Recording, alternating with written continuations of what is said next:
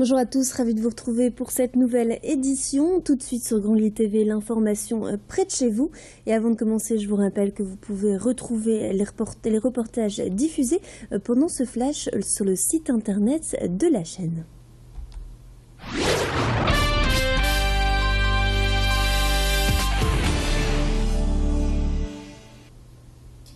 Le numérique fait désormais partie de notre quotidien, mais attention, Internet est le terrain de chasse du piratage moderne.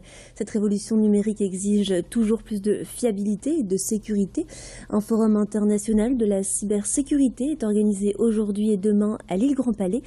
Pendant 2 jours, plus de 3000 intervenants sont présents sur le salon pour partager, échanger sur la cybersécurité. Ce rendez-vous réservé aux professionnels est un événement majeur pour les acteurs du cyberespace, compte tenu de son envergure internationale et de l'importance des différentes thématiques abordées. Au programme des ateliers, des conférences, des démonstrations techniques et la présence de 4 ministres français et européens. À noter que le Nord-Pas-de-Calais est très impliqué puisque 80 entreprises de la région sont spécialisées dans l'offre de sécurité informatique. Notre journaliste Xavier Silly s'est rendu à l'île Grand Palais ce matin. Bernard Cazeneuve, ministre de l'Intérieur, était présent et s'est exprimé. On écoute un extrait de son intervention. Nous devons tout faire pour que le cyberespace soit avant tout un lieu où l'exercice des libertés fondamentales, et j'y insiste, et la protection de la vie privée sont conjointement garantis. Garantir la sécurité sur Internet n'est pas, en effet, simplement l'extension au territoire numérique, au cyberespace, de ce que nous vivons depuis très longtemps dans notre espace démocratique. La protection que nous devons à nos concitoyens est la condition essentielle du respect des principes fondateurs de la République, du respect de l'État de droit et des libertés individuelles en toutes circonstances. Et on reste dans les nouvelles technologies. Il vous est peut-être déjà arrivé de casser votre iPhone ou qu'il tombe en panne et d'être dans l'impossibilité de vous rendre rapidement dans une boutique pour le réparer. Eh bien, la société mobile Angelo a trouvé la solution. Deux passionnés de nouvelles technologies ont créé le premier réseau national de réparateurs de smartphones et de tablettes à domicile ou en entreprise. Ce service est accessible via Internet ou grâce à une application smartphone gratuite. Et les deux entrepreneurs ne s'arrêtent pas là pour vous faciliter la vie. La société a équipé 200 lieux en France de boîtiers de recharge. Vous pourrez donc recharger votre iPhone dans les hôtels, restaurants ou magasins. 20 établissements pour le moment sont répertoriés dans la métropole lilloise et la revente ou le rachat d'un smartphone reconditionné est également proposé par l'entreprise mobile Angelo. Edil Gunal a rencontré un des fondateurs de la société ce matin. Tout se répare. Il n'y a que 5% des cas des téléphones écrasés par un 4x4 ou restés dans l'eau de mer une semaine, extrême, où on ne peut pas réparer. Mais effectivement, vu la valeur de ces appareils, on a développé un réseau aujourd'hui de 27 réparateurs indépendants à travers la France qui permet de réparer l'ensemble des pannes pour des prix tout à fait accessibles. Ça permet aussi de conserver toutes ces données puisque généralement quand on passe par Apple, on va vous changer le terminal, donc vous perdez vos données. Donc au-delà de la perte de temps du coup, c'est aussi de pouvoir continuer à travailler dans un temps record. L'actualité aujourd'hui, c'est aussi le football avec les 16e de finale de la Coupe de France. 3 clubs nordistes en lice, Valenciennes, Boulogne et l'Iris Club de Croix. Les amateurs croisiens affrontent ce soir l'équipe d'Andrézieux-Boutéon. L'occasion pour le club nordiste de se qualifier pour les 8e de finale et donc de faire mieux que l'an dernier.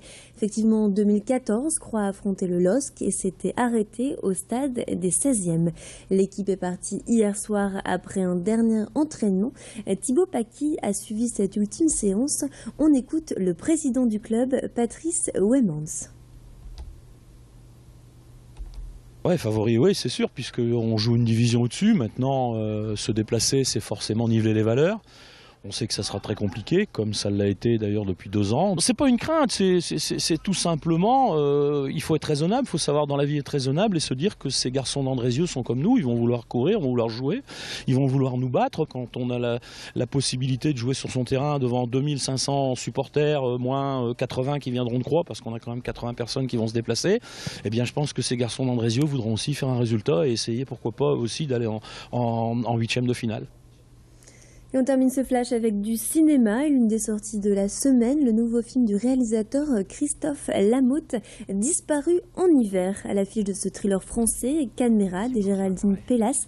C'est l'histoire d'un ex-policier reconverti dans le recouvrement de dettes. Un jour d'hiver, sur un parking, il se fait aborder par Laura, une fille de 18 ans qui lui propose ses services contre de l'argent. Furieux, Daniel l'éjecte de sa voiture, mais rongé par les remords et la violence de sa réaction, il revient sur ses pas, mais Laura a disparu. Je vous propose de regarder un extrait du film qui sortira dans les salles dès demain. Une femme que je connais, elle habite avec sa petite fille. La gamine a disparu, ça fait 2 jours. Elle s'est tirée avec un mec, 18 ans, c'est l'âge. Elle a sa chambre ici, non? Oui. Je peux la voir? Elle a un copain? Elle dit pas ce genre de choses. Tu couches pas avec elle? Qu'est-ce qui vous a raconté ça? Aujourd'hui, tu m'as encore fait pleurer. Ça me dit rien. T'es sûr? De toute façon, tu peux faire ce que tu veux, je m'en fous. J'ai compris que tu m'aimais pas. C'est le problème, tu vois. J'ai perdu la foi. Et c'est la fin de cette édition. Merci de nous avoir suivis. On se retrouve au prochain quart d'heure. Mais avant, votre météo et l'infotrafic.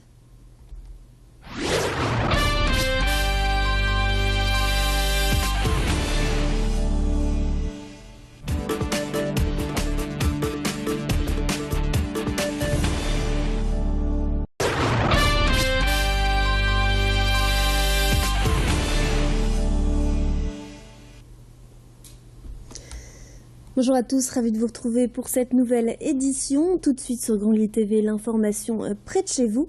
Et avant de commencer, je vous rappelle que vous pouvez retrouver les reportages diffusés pendant ce flash sur le site internet de la chaîne.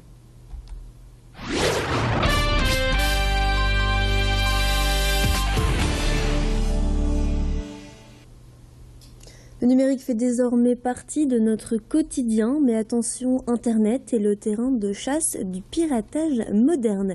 Cette révolution numérique exige toujours plus de fiabilité et de sécurité.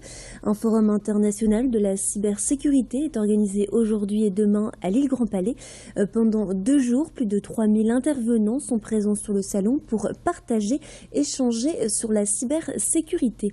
Ce rendez-vous réservé aux professionnels est un événement majeur pour les acteurs du cyberespace, compte tenu de son envergure internationale et de l'importance des différentes thématiques abordées. Au programme des ateliers, des conférences, des démonstrations techniques et la présence de 4 ministres français et européens. À noter que le Nord-Pas-de-Calais est très impliqué puisque 80 entreprises de la région sont spécialisées dans l'offre de sécurité informatique. Notre journaliste Xavier Silly s'est rendu à l'île Grand Palais ce matin. Bernard Cazeneuve, ministre de l'Intérieur, était présent et s'est exprimé. On écoute un extrait de son intervention. Nous devons tout faire pour que le cyberespace soit avant tout un lieu où l'exercice des libertés fondamentales, et j'y insiste, et la protection de la vie privée sont conjointement garantis.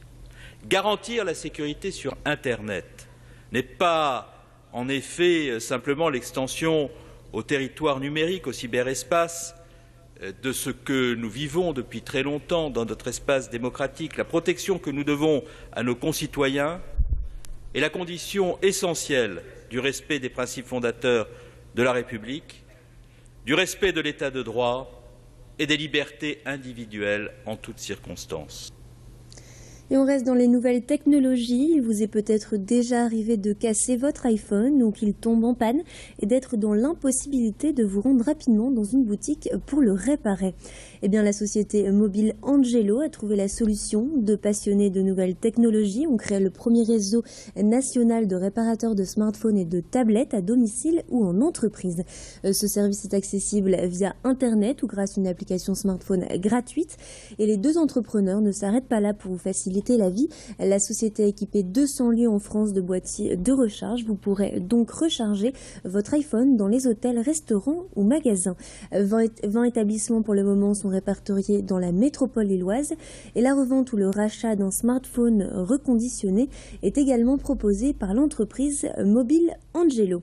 Edil Gunay a rencontré un des fondateurs de la société ce matin. Tout se répare.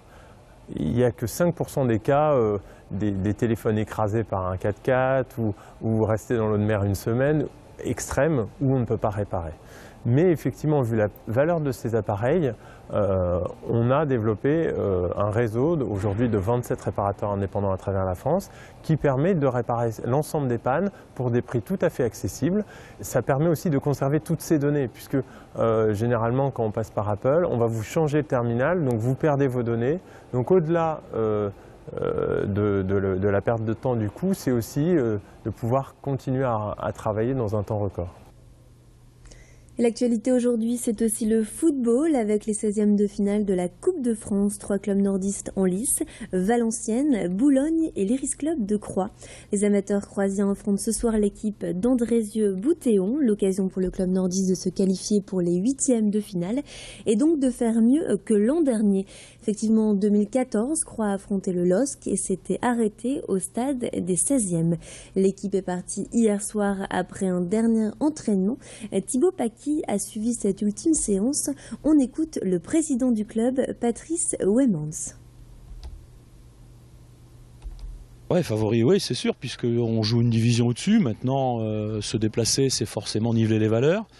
On sait que ça sera très compliqué, comme ça l'a été d'ailleurs depuis 2 ans. C'est pas une crainte, c'est tout simplement, il faut être raisonnable, il faut savoir dans la vie être raisonnable et se dire que ces garçons d'Andrézieux sont comme nous, ils vont vouloir courir, ils vont vouloir jouer, ils vont vouloir nous battre. Quand on a la possibilité de jouer sur son terrain devant 2500 supporters, moins 80 qui viendront de Croix, parce qu'on a quand même 80 personnes qui vont se déplacer, eh bien je pense que ces garçons d'Andrézieux